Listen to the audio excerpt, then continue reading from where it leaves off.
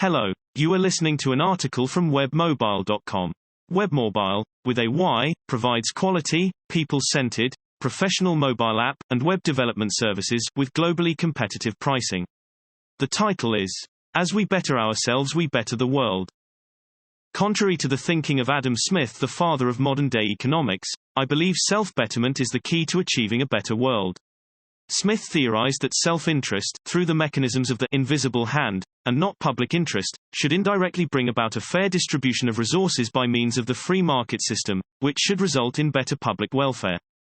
This is not to say that the idea of self-interest over public interest completely lacks merit. My view is rather a stance at taking the alternative and preferred view. My view is that the self-betterment approach offers a unique and better solution to the noble quest of making the world a better place. A place in which every individual is offered a fair and equitable opportunity for life fulfillment and pursuit of happiness. Self-interest and the invisible hand. If you have never heard of Adam Smith or you need your memory refreshed, it is essential to expound on his economic theories a little more, particularly with regards to the free market economy and the invisible hand. In his theory, Smith stipulated that we need not concern ourselves with the public interest when seeking to meet society's needs and wants. Instead, he advocated that we should provide an economic environment in which all participants are free to pursue their self-interests. It is through meeting their selfish desires, so the theory goes, that participants engaged in the free market system are able to have their needs met by the autonomous effect of the laws of supply and demand. To put this into perspective, consider the example of a baker, making bread. In this scenario, the baker's interest is not to make sure you get fresh bread in the morning, but it is primarily so that he can earn his keep. But in fulfilling this selfish interest, he meets the needs of you and your neighbors. Without turning this post into an economics lecture, the market, at least so the theory goes, will ultimately also decide what price is ideal for the baker to sell the bread to customers, depending on the public demand for it.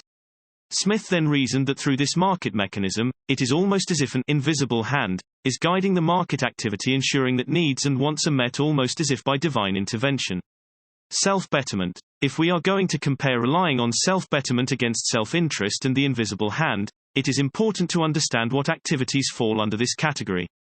I define self-betterment as a deep-seated desire to produce a better version of ourselves in each moment. According to this definition, if you are studying towards getting that higher level qualification or certification, then you are working at self-betterment. By extension, and considering that a good for an individual can be extended to the collective, as long as fairness is the guiding principle, self-betterment will ultimately lead to better livelihoods for those around us. Consequently, in seeking better versions of ourselves in each moment, we better the world. The same applies if you are working hard to achieve that promotional consideration at work, or you decide to embark on an entrepreneurial venture that employs your fellow man. In other words, you are striving for a better you, each and every day, and helping others in the process through your interaction with them along the way. Self-betterment, as you might suspect, is never a finished affair. It is a continuous process to be refined over time, and for this reason, it needs to be considered as a habit that needs conscious and continuous effort. Often, most of us fall into routines in which we are no longer actively participating in our own lives, but rather become passive executioners of activities in which we are not personally and deeply invested in. Perhaps the most important aspect of a self-betterment ritual is improvement accounting. It is important to account for and keep track of the achievements and milestones you make in your daily efforts towards self-betterment, however small they may be. The reason why improvement accounting is crucial is that it allows us to measure progress over time, and also becomes a great source of motivation, which helps us avoid falling into a rut where our efforts are not providing positive feedback that encourages us to invest time and effort in ourselves. Why self-betterment trumps self-interest? Although not clear from the outset, since the effect thus far described seems closely similar for both approaches being discussed, self-betterment is, in my view, a preferable and more holistic approach to making the world a better place than self-interest.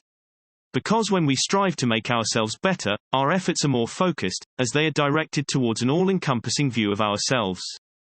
They are not directed towards a single element of our desires, and should provide results that have considerable impact in all major areas of our lives. Furthermore, self-betterment, when viewed with a balanced outlook, should never have a negative impact on others or the environment in which we find ourselves.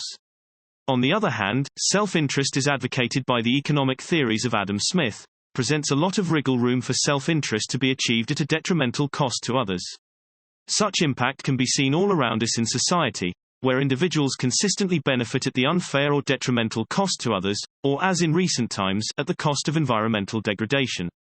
The recent scandal of the discovery of Volkswagen's deceitful manipulations of their diesel car engines, which were designed to falsify environmental impact data with regards to carbon emissions when undergoing tests, is a good case in point.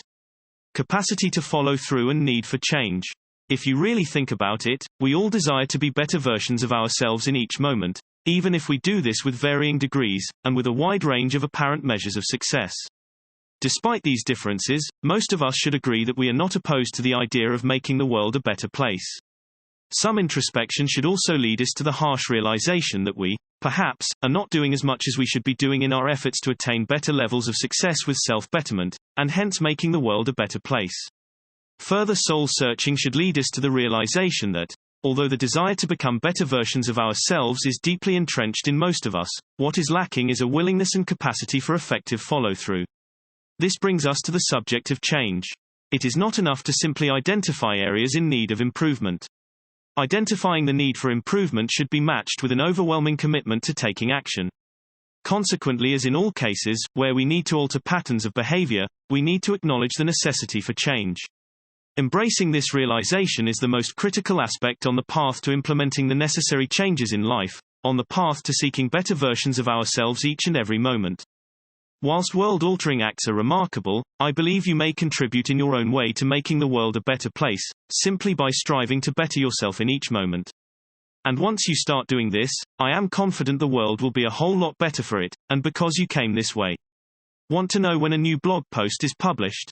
Please subscribe. Thank you for listening to the article from webmobile.com. A subscription button is available at the end of each blog post. We would love it and also encourage you to leave your comment at the bottom of the page. Cheers. Hope you listen or read again soon.